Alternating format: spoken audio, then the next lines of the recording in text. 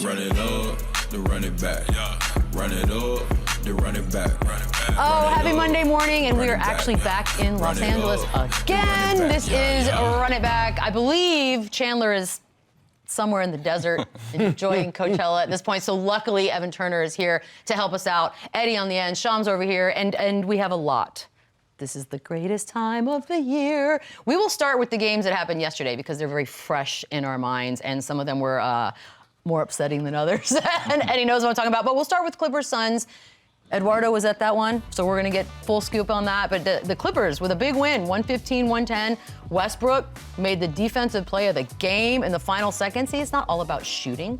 Kawhi, 38, 5 and 5. Russell Westbrook, for the year and the season, or even the last 2 seasons he's had, as far as all the chirping that he's had to hear, how would you describe his performance? Unbelievable. I think he said it himself. It's all heart, super tenacious. I think, he had the best 3 for 19 game history, but, he came down, hit, 2 big free throws and stopped one of the best scorers, in the league, with some big plays and big defensive stops and offensive rebound. And his energy was there, his focus was there, and, he made it all about the team, especially considering Paul George is down. Yeah, I mean, I know he shot 3 of 19. I thought he had an incredible game. I thought he was great defensively. He's exactly what the Clippers needed when they were looking for a point guard at the trade deadline. They needed a guy who could make sure Kawhi got the ball in his spots, who could get everybody involved otherwise, and it could kind of set the tone with things. He did that all night. I know he shot 3 of 19. I know he shot especially terrible in the first half. But he made the 2 biggest plays of the game, huge offensive rebound, gets the 2 big free throws, and then obviously the big stop. Like, he was great. Like, he was the difference in the game yesterday, as crazy as it sounds for somebody who missed 16 jumpers. But is that bad? That's Russ. Is it bad to miss 16 jumpers? So he missed those shots, but to me, his aggressiveness and that it's so. I mean, everyone around the team kind of exudes it. It's so tenacious the way he plays, and when you compare it to the way the Suns, I think the energy that they brought. Like that last call on Devin Booker, I thought that was a foul, to be honest. I thought he got raked across the arm. That's just we might have to play it back. But the fact that, the Clippers might have gotten that call just because of the aggressiveness that they played with. And you saw Chris Paul late in the game. He was frustrated.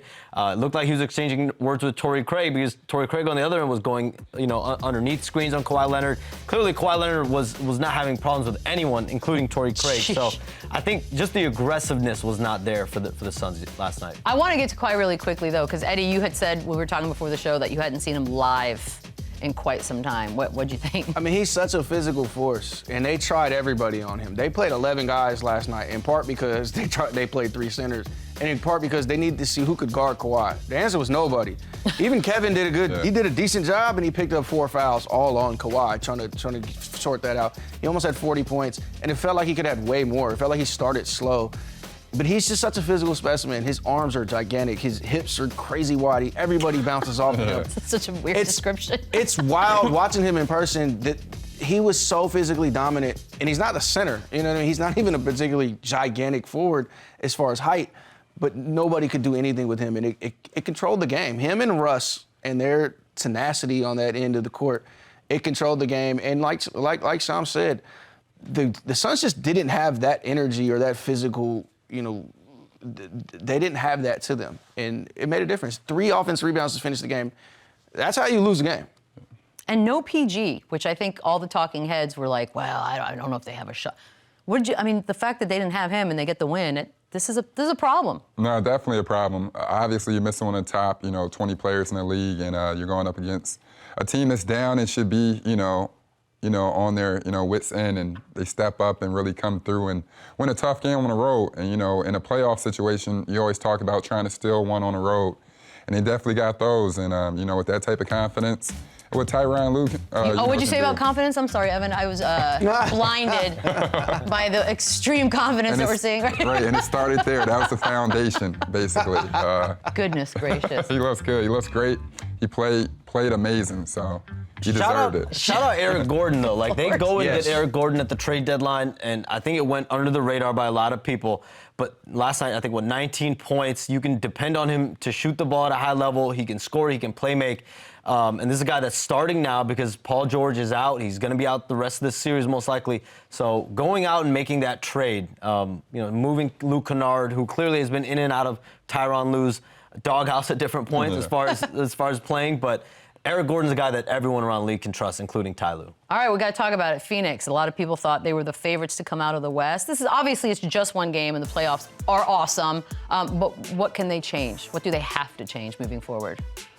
I mean, Kevin needs to shoot more. Devin Okay, Booker needs to shoot more. Write that down. You're going down with I understand the theory of the CP3 and DeAndre Ayton pick and roll with those guys on the wings creating space. I get it.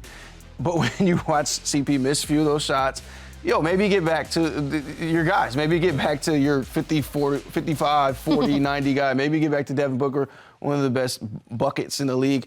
I was confused, and I think that the same thing with the rotation. The fact that they had to play 3 centers to figure out what they could do on that end of the court with that. There was a lot of strange decision-making. You go down the stretch with Josh Okogie, you feel like he played really well, even if he had some up and down games. Then you start Torrey Craig because you feel like he's the option on Kawhi. Kawhi lights him up anyway, it doesn't really matter. I watched a team in the Clippers who kept it simple, knew exactly what they wanted to do. They only played 9 guys, and that was Bones needed some minutes in the first half, and they went down with Russ in the second half. And then I watched what the Suns do. They just look spastic. They look like they're making it too complicated. Playoff basketball's simple. You've been there. Yeah, sometimes it turns into like, you can't guard this guy, and we can't guard that guy, and we're just going to see. And this looks like one of those series. The Clippers are there already. You guys can't guard Kawhi, whatever you're going to do, whatever.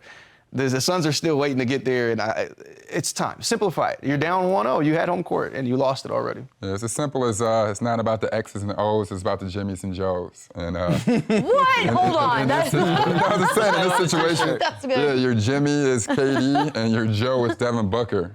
And they about to earn that money for real, to be honest. And that's what they're doing over there with the Clippers. They're going straight heavy Kawhi Leonard.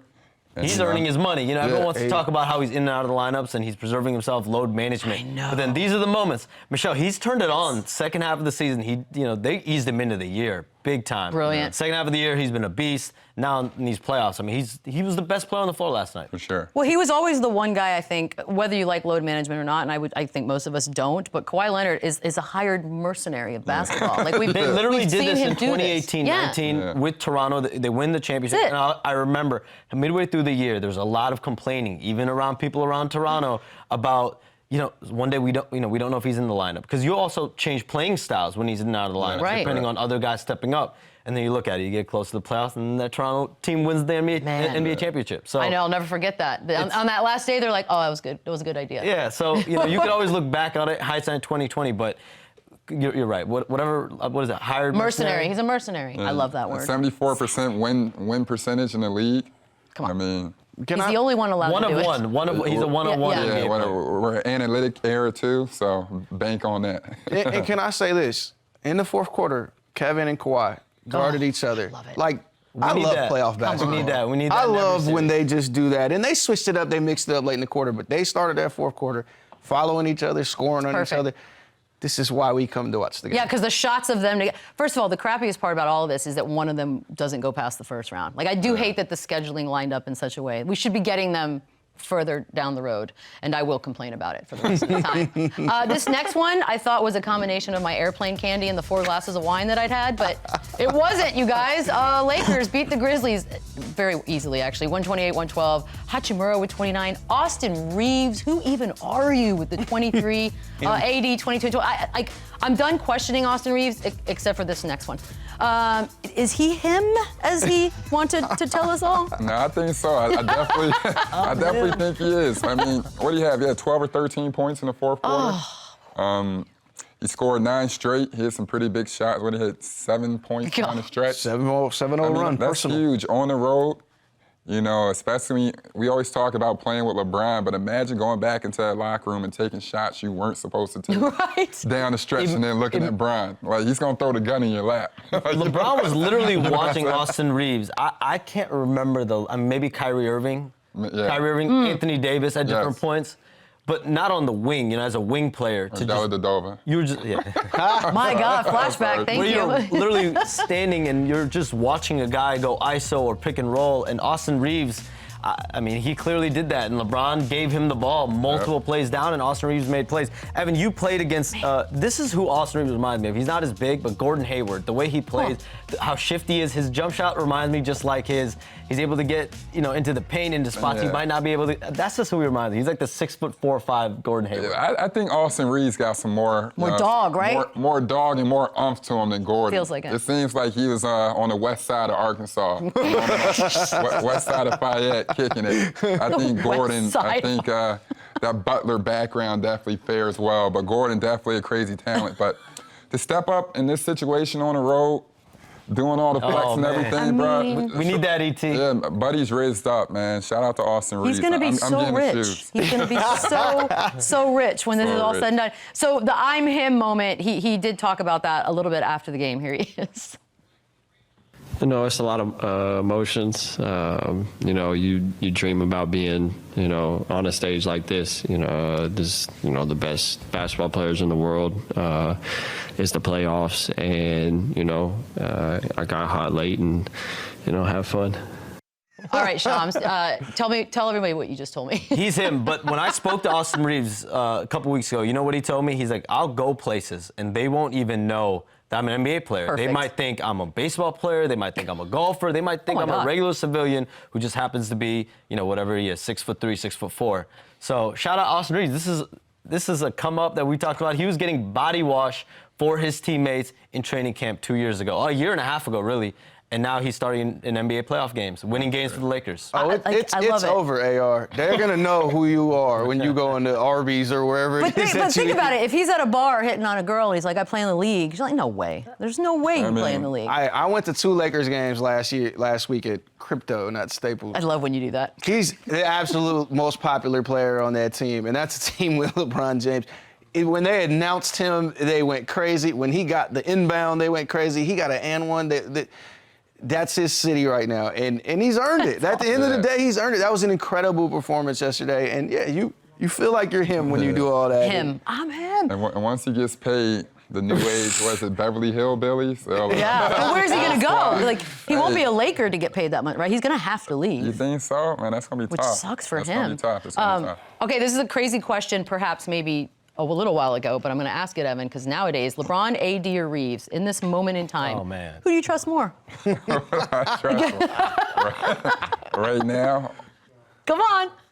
I mean, you're only as good as your last game. I'm going with Reeves. Yes! Right now, I'm going. Even LeBron said he knew it from day one, and you know how LeBron is with his predictions. Yeah. Never wrong, and they're always honest. Always. And then also too, he said he'll give him the ball right back. So I see that occurring. I see that working a lot, and man, I'm with it. I'm with it, man. I'm with it.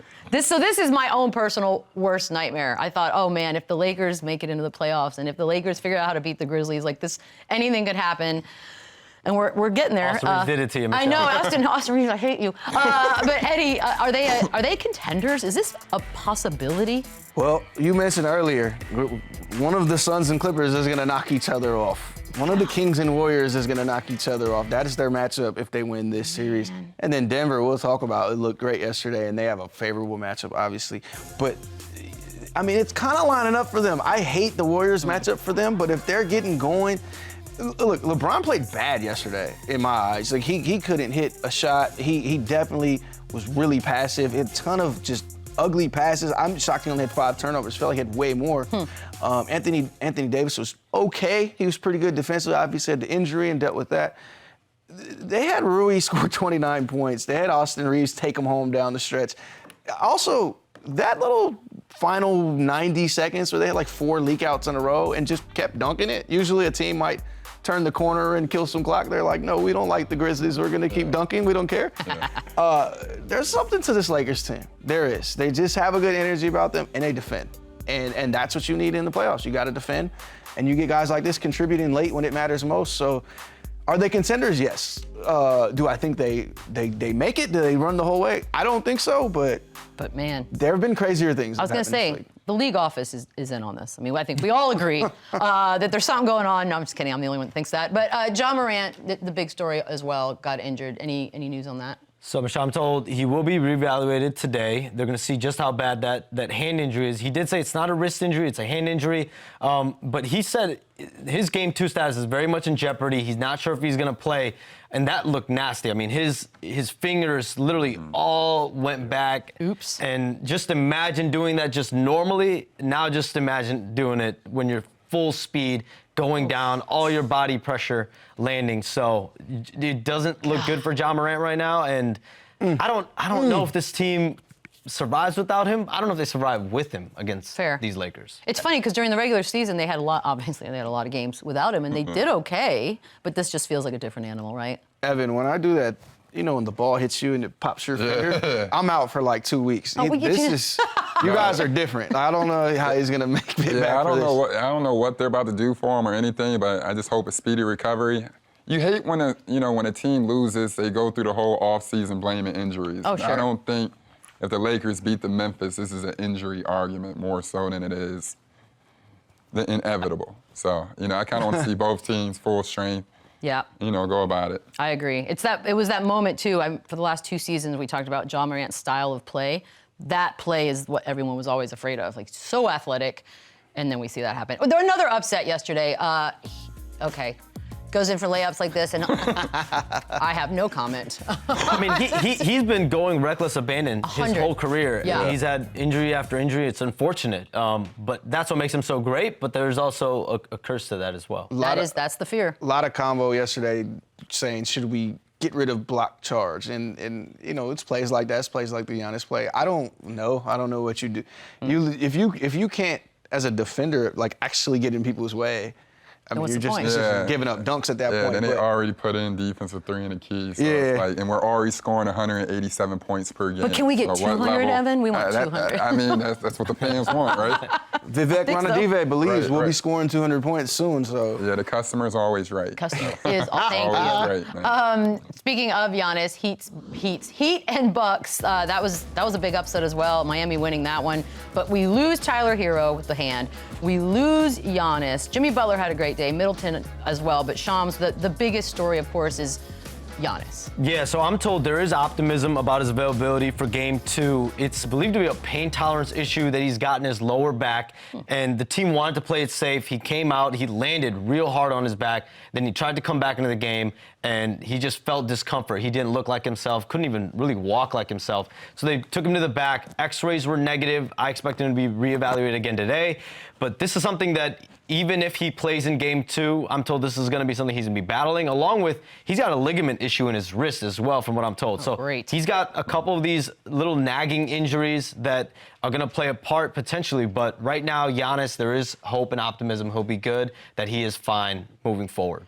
Okay, so here, it's the 1 and the 8. Miami should be exhausted, right? So you'd like to think that the Bucks could lose Giannis at least for part of a game and still win this one. How worrisome is this for Milwaukee?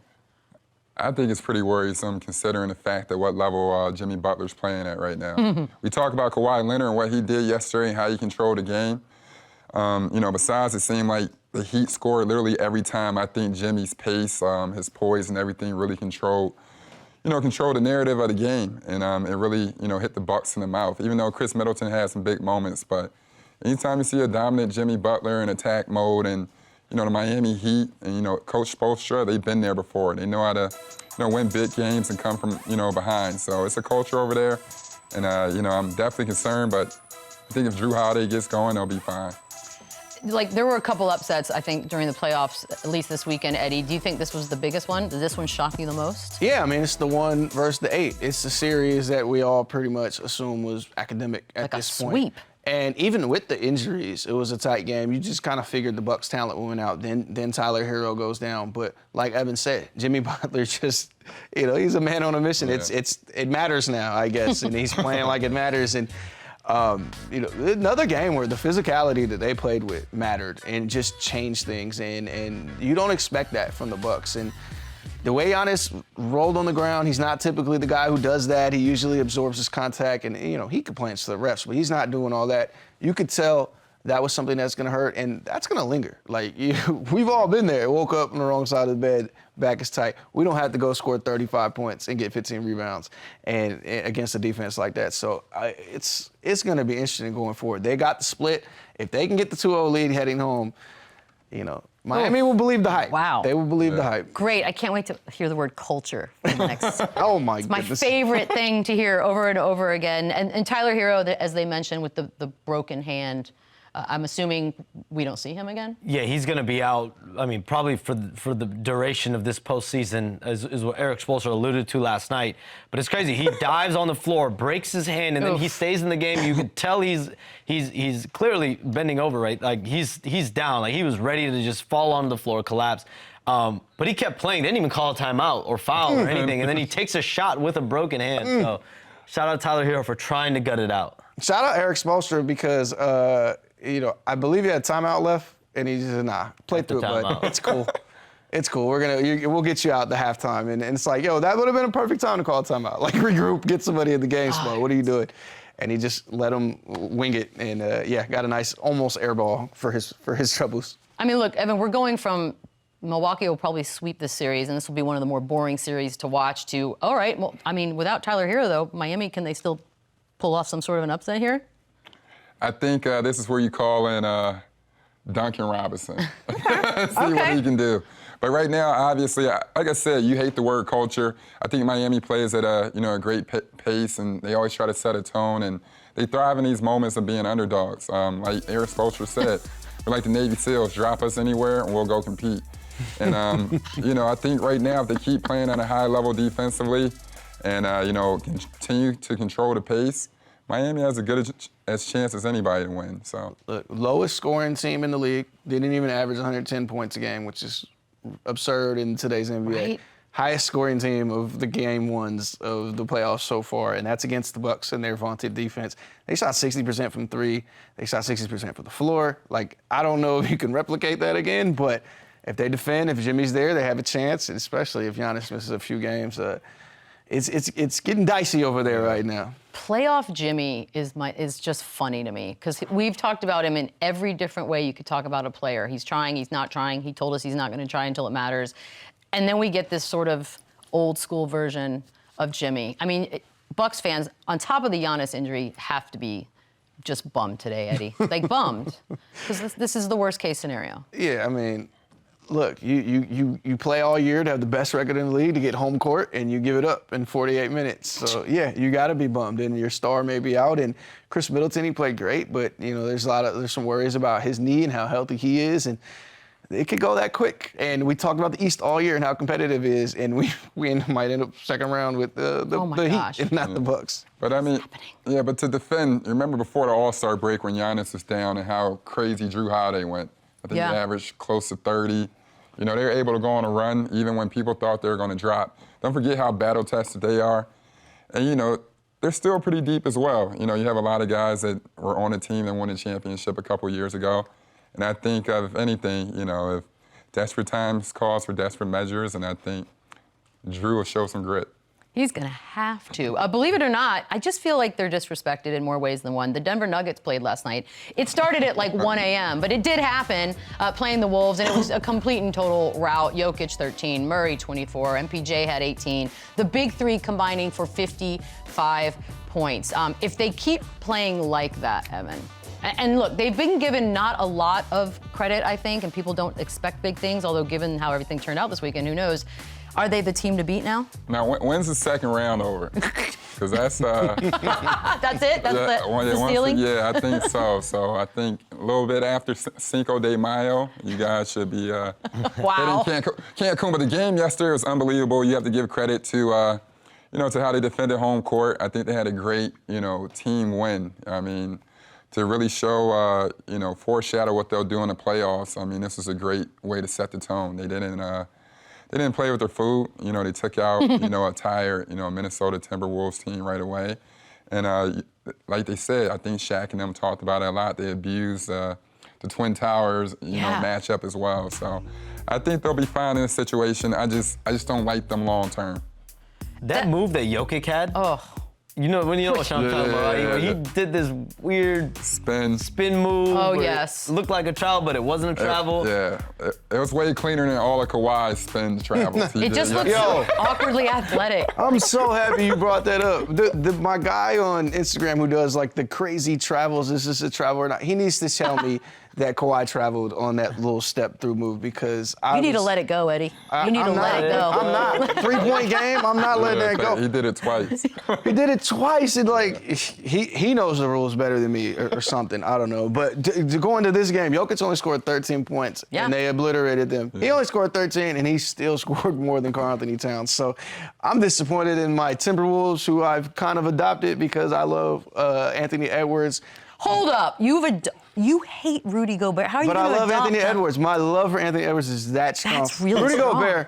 Rudy Gobert, look, 8 points last night, got some rebounds. I guess it didn't matter, the center lineup. The Nuggets came out swinging, and this is what you expect from a 1-8 matchup. And That's what you're supposed to do, Miami. I don't know what the heck you were thinking. I'm with Evan. Like, you know, they'll be tested in round 2. They'll be tested if they make it to round 3. Then we'll find out about them. They're supposed to win this series, absolutely. Well, no Naz Reid, no Jaden McDaniels. If they have those guys, then I'm talking a little crazy, but they don't.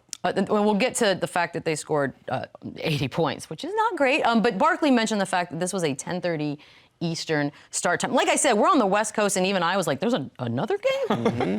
This is weird.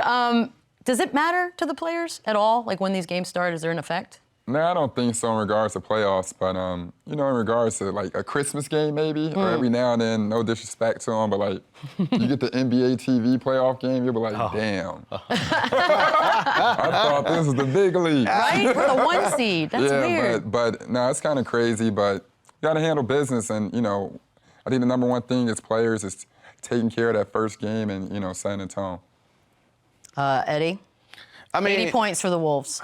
Look, is this a sweep? These guys have had a long week. Played 2 play-in really games. have. They played a absolute thriller versus the Lakers, and yeah, I mean, I don't know. It's a late night game. You got to be ready. It's the playoffs. I feel like the morning game, and me, the anti-morning person, That's the would be opposite. 100 times worse. Noon, 11 a.m. start. Disagree. I've heard guys complain about that, and you just get this random noon game in the middle of a season. It's like, yo, what did they do this to us for? That's way worse than this. They got to chill, they got to relax all day, get your nap in. Yeah, but I'm a morning person, so now I'm tired by the time this game starts. I feel like it just depends.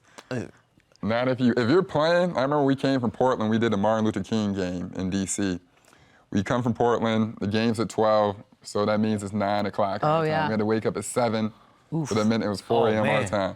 We didn't wake up to the 4th quarter. I think we were down like 100 to like 48. So that matters to players. Pull up the tape. Pull up the tape. Yeah, that matters to players because you're literally prepping and trying to adjust your body to something that's way different. You know what I mean? At least for the morning game. I guess it's like coming out here. We're not used to waking up at 4:30 a.m. You are? Yay! It's so How much about fun. Kyle Anderson, though? He's picking, you know, he had a little skirmish with Yo, Christian yeah, he did. Braun. Is it him? Is he the guy that's like the Did we problem? know this about him? Michelle, I never heard him talk. I'm not mad because for the middle of the pack players, you got to kind of have this type energy, especially Facts. come I agree. contract time. Love that. For leadership and everything, just to get that little extra couple dollars because besides the dollars, KDs and couple everything, mil. yeah, that's what I'm saying. Besides KD and everything, some of these like governors don't know the difference between you and the water boy. You know what I mean? How rude. That's what I'm That's saying. so rude. But it could be worse. I never really heard him speak in San Antonio. I'm shocked as he's everyone. bringing a lot of, love it. a lot of Jersey guy. intensity. He's a lot of slicey. energy. And living in Jersey for a few years, I get it. I get it. He could be that guy. It makes sense. Taking a quick break here, there was a lot that went on Saturday as well, including America's favorite team sending a message to the defending champs. Light the beam! Yeah! Oh my God, Merriam-Webster, what are you doing? That's insane. That's awesome. Oh, we are back. I love this. This is such a good moment. They did it on television. De'Aaron Fox having a heck of a playoff breakout moment. Warriors, Kings. That building was if I could have been anywhere else other than where I was, I would have chosen to be in Sacramento for this game. They beat the defending champs, and they do it with just an absolute team effort. Here are some point totals. De'Aaron Fox with 38. Malik Monk had 32. Steph, you know, he put in his 30. Clay put in his 21. But Shams, you were there. Talk to me. Amazing environment to be in. I was sitting right behind the scorers table, probably the closest I've ever sat for games. Best seats, you know, you can see everything that's going on both benches. You can see what guys are saying to each other on the scorers table. Like, it's just the best place to watch a game and really take everything in. And I mean, for Sacramento to win that game, I thought there was a moment in the third quarter where the Warriors had control of it. I thought they were gonna, like, all right, the Warriors have arrived. You know, Sacramento got off to a good start. Then the Warriors take the lead. They start to establish themselves, and I thought it was gonna go the Warriors' way. And then the way Sacramento came back, I thought spoke a lot about them and their character and their feistiness. And De'Aaron Fox, I mean, every time they needed a bucket, he would just go off. But you know, one thing I will say, you know, being around the Warriors in the postgame, I think they felt pretty good. I think they feel good about their chances going into game 2. It was a interestingly optimistic, positive group to be a part of after a playoff loss. So we'll see how that bodes. But I don't know if the Warriors are going to let Malik Monk, you know, do what he did in game 1. You know, because if he does, yeah, Sacramento is gonna win this series. Yeah, I agree with you. Right now, in regards to the Warriors' mindset and disposition, this is a battle-tested group, so much experience. They've been through this so many times. I think, you know, we forget, you know, how crazy an atmosphere is, but, you know, how numb they are to these big moments. These are like, you know, modern-day Beatles. So I think they're going to bounce back, stay locked in. I think some of the great players are going to step up. Steph Curry's going to come back, get a win. Klay Thompson knows what to do. Draymond Green. And I think one thing about keeping, you know, Malik Monk under control is being able to deliver the first blow and set the tone. I think that's one thing they're definitely going to do. I mean, they've been given I mean, the Warriors have basically been told you're going to win this series, right? So they have to sound positive. Yeah, I mean, and I think they are confident in themselves. You know, I've watched both fan bases argue over who played worse over the course of the game, and I think they both put each other in issues. They both created problems for each other. I think Domantas Sabonis just could not get his offensive game off. He was just struggling defensively as well. And I think the Warriors struggled to get into the paint. The Warriors struggled to find good shots. The Warriors struggled to just keep up with this pace, which actually surprised me. The Kings played fast from the moment the game started.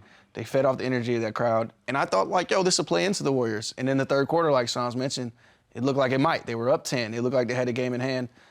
Steph comes out, quick little run by the Kings, and then next thing you know, it's a three-point game. So I think both teams can improve, but they can be better.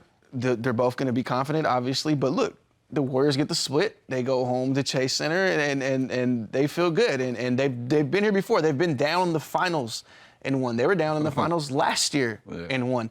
They're not going to be bothered by the Sacramento Kings. Now, should they? Right? Maybe. That crowd was insane. If Sac wins tonight, that crowd was insane. Down 0-2. You thought you were getting at least one in Sacramento. You go down 0-2, going back home. That's a lot of pressure in Game 3. Not with 30. Yeah. Steph Curry has seen a lot. You got my man Andre Iguodala back there, has seen a lot. Shout out. Shout out to honorable Andre I forgot Iguodala. you're biased. I forgot. But I've seen it. I was there when they were down 1-2 in Boston. I'm looking at Dre like, yo, these young dudes just outscored the Warriors. I've never seen that. Do you think y'all can come back? And he's like, bro, we're going to win this series in 5.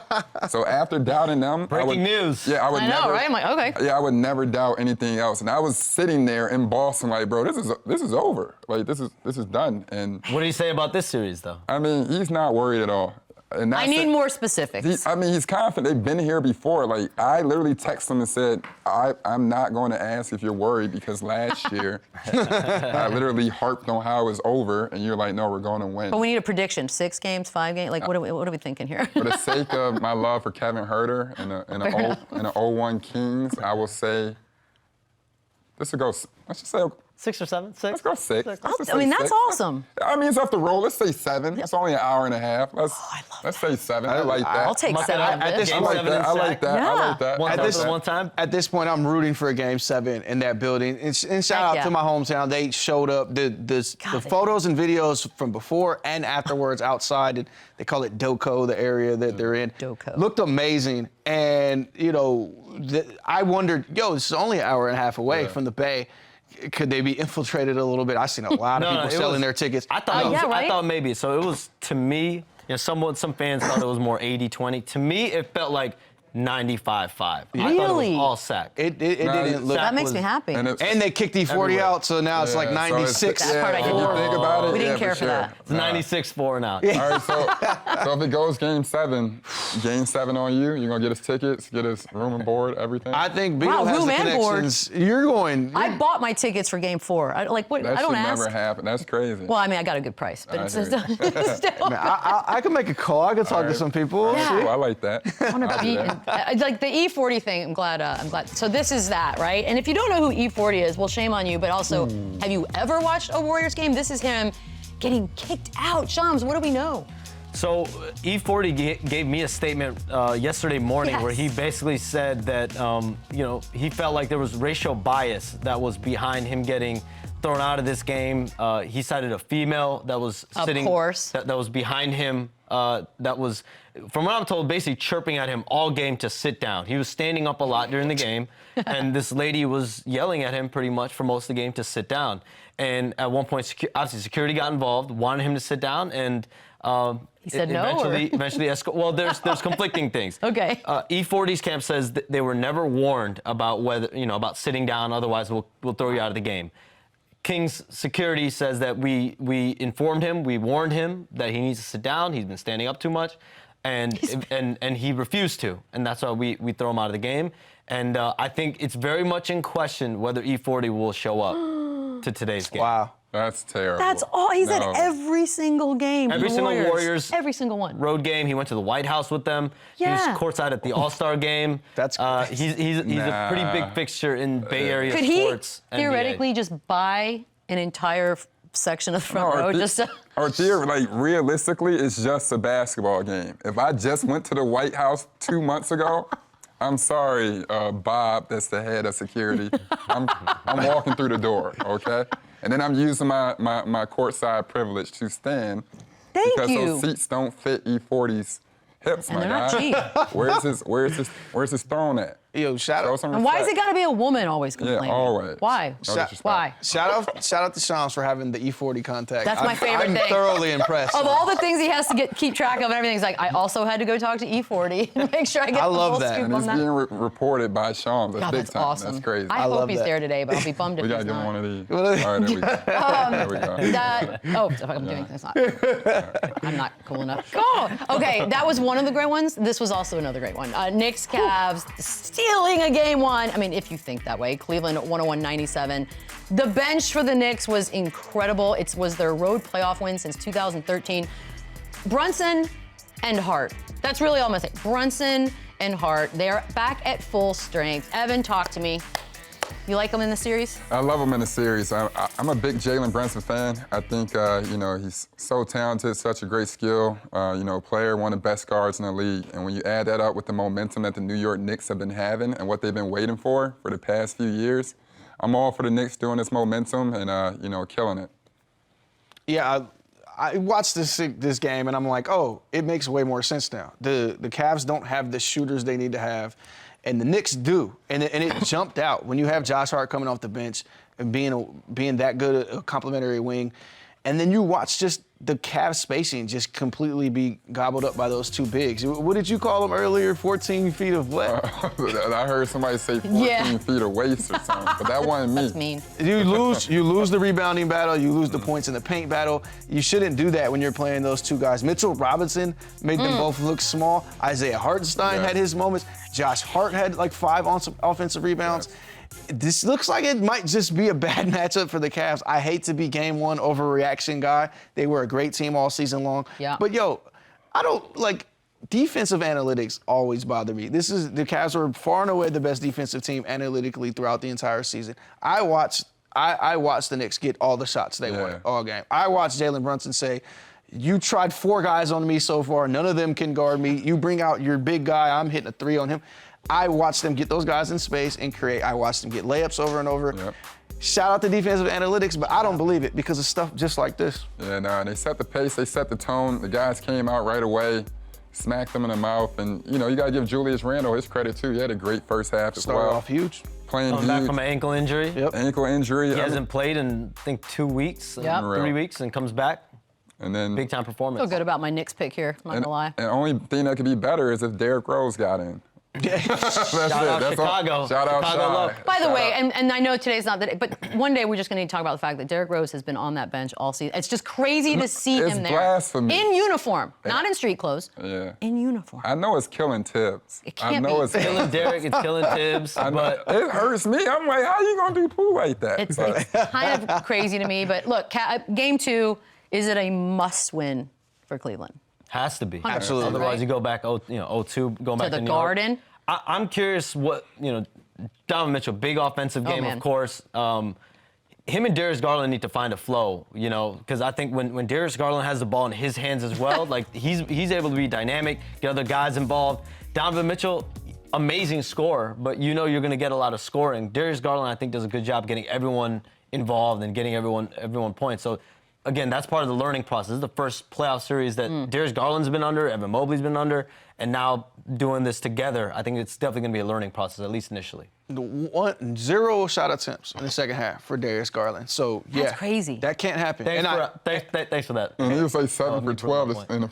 He was pretty efficient in the first half as well. And I know Mitch went crazy in the fourth quarter, and he's Donovan Mitchell. He's done this time and time again, but we have to find more for him. And Evan Mobley. Everybody loves Evan Mobley. I love Evan Mobley, but this is not Kevin Garnett 2.0. This is not Tim Duncan 2.0. Thank you. He had a dunk to start the game, and then he went 3 of 12 for the rest of the night, and it looked bad. You don't see big guys just flip and attempt layups like that and miss that badly all that often. It was tough. He's not a rookie anymore. I know he's a young guy, but first playoff series, They not the need greatest Darius show. Garland to get going. Yeah, in game 2. Yeah, I think so. I think Darius Garland, he kind of took a step back like he did with when Colin Sexton was playing. He played off the ball strictly, and it's like Darius Garland, NBA. We need you on the ball. Yeah, we need you on the That's ball. why you Yeah, won the you're All-Star game. Coach Shams, we're gonna need you No, on the ball. absolutely. Thank you. And for the sake My of second career. and giving Donovan, enough space and a little bit of rest off the ball, but different looks. Donovan's tenacious. He had it going and everything, but you're not gonna beat this team just head up one-on-one. This is another series, by the way, that I hate that one of these teams is going home. Because Do you? I like both of them, yeah. I feel like only. What? Is it wrong that I love everyone? I just feel like the Garden's just lit. If they Oh, no, win. Last year they had a parade for a home can't wait. split. Well, I plan on being in the Garden for at least a game if That's this thing what I'm keeps going. saying. Because it's fun. We're gonna take a quick break, but last week we had a moment between Mr. Spencer Dinwiddie and guess what? Kyle Kuzma. Shout out, run it back. When we come back. Wow, he looks cool right there.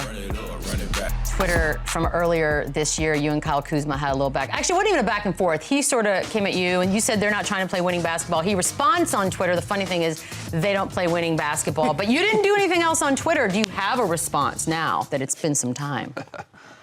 Oh, man. Didn't I just say I was petty? Yeah, I know. Yes, please. So here's the thing, right? And obviously I spent some time in D.C. with Kuz. What's that thing Draymond just said where he said insecurity is loud? Yep. I wanted to respond. My agent told me to stand down, that we had, bigger fish to fry, things to do, get to the playoffs, et cetera, et cetera. But, now I'm not in that environment. I'm in the playoffs. He's not. And, to address no, I'm just saying, to address a socialite, right? Like, there's a lot of guys in the NBA that really pour their heart and soul into basketball, are willing to do whatever it takes to win. There are a lot of guys that have different things that drive them and motivate them. I think if we look at, him and the way he approaches life, fame, all that stuff, that we could see that, his priorities tend to vary. Right? Like, that's why he dressed the way he does. He, approaches basketball the way he does, the comments he makes. I love the villain beard stroke while he's roasting him. But, of course, in perfect fashion, Kuzma responds with a multi-tweet thread to everything that he saw. And I mean, he had some funny stuff, too. And by the way, thanks for the shout-out. We actually need a lot of pub because I want people to know we're here. But, yeah, he said he's usually unbothered. I don't know about that. He keeps going on and on. I know you saw it, Evan. Your take on what transpired between these two? No, I thought it was pretty entertaining. I thought it was funny. you know, you see two guys go back and forth, and you know, as clever as it is, I thought it was fun. I thought it was great for the NBA community. You know, only poke I have of it is, you know, I respect, you know, Kuz, you know, NBA champion. You know, he always gets a lot of flack, but he stepped up and developed this game a lot. And, you know, I've been a big Spencer Dinwiddie fan.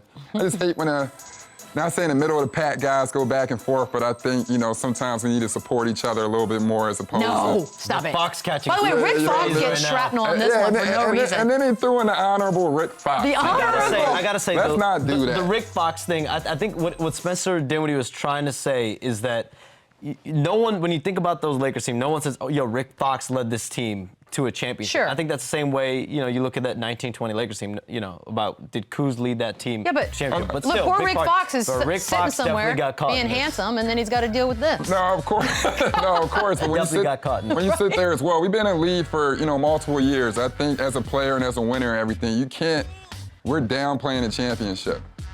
And I think, like, when it comes down to it, if anything, Dinwiddie keep it G. Like, it's a championship. Like, no disrespect to Dinwiddie, Fair. but, like, You got to have people. it's hard to make it out the first round. Like, he's an NBA champion. Let's leave it at that. He did his thing. Everybody's about to kill it. Let's rock. Hashtag nice to meet you. Nice touch by Look, Rick Fox. I had to sit there and wonder, who do I think is the better player right now between Dilemma. Spence and Kyle Kuzma? And, like, look, if Kuz got to run spread pick and roll with Mikal Bridges and Cam Thomas all day, Cam Johnson all day, he might be able to drop 18 and 8 as well. Like, I don't, you know, I love that it happened on Run It Back. Heck yeah. Tell your friends. You know, love a good NBA beef. Can't complain. And also, stop with this, can we all get along? Nobody wants that, Evan. No, you're absolutely right. I forgot Nobody. about that. No, I we forgot live about for that. these moments. Quick break time, we come back. A very fast preview of the two games we have upon us this evening. When Run It Back returns. Run it up, run it back, run it up, run it back, run it up, run it back. We got a game tonight, Sixers Nets. Nets were blown out in game one. 21 threes by the Sixers from 8 different players. Any shot for Brooklyn, Ev? That's it. When they play like this, I don't see any real shot. You know, I think right now James Harden's locked in. You had a lot of great, you know, great help from everybody from all over. These guys are playing at a high level. Brooklyn's still trying to figure it out, but I just think this team is just too dominant. Yeah, 8 different players hit threes. Yeah. I mean, the three-point differential was the game. The Nets are going to scrap. They're going to fight.